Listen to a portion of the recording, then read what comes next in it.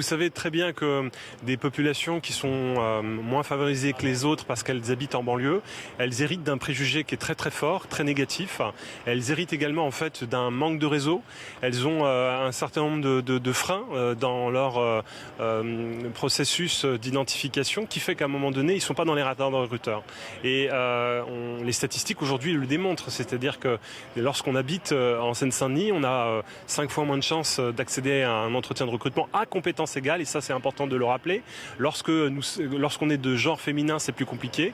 Lorsqu'on est d'origine culturelle différente, voire et c'est l'étude de l'Institut Montaigne qui nous l'a rappelé, lorsqu'on est d'origine religieuse différente à la norme, c'est-à-dire la religion catholique, eh bien c'est beaucoup plus complexe d'être identifié dans ces radars. Et donc l'objectif, c'est de pouvoir bousculer un peu ces préjugés, construire du stéréotype finalement positif, faire en sorte que la confiance s'installe entre ces deux mondes, le monde des recruteurs et le monde des jeunes des banlieues. Et quand on parle des jeunes des banlieues, en réalité, c'est un processus qui s'adresse à l'ensemble de la jeunesse qui est moins privilégiée que la moyenne nationale.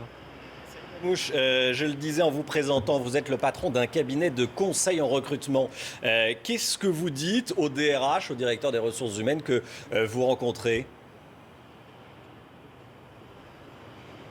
Eh bien, en fait, il y a un message qui est très clair. C'est-à-dire que si on veut parler de croissance économique, si on veut parler en fait de créativité, d'innovation, si on veut parler de richesse créée par le travail, eh bien, il faut penser aussi diversité. La diversité, c'est un facteur de performance économique aujourd'hui. C'est démontré. On sait qu'aujourd'hui, une partie en fait des élites sont recrutées sur la base de diplômes.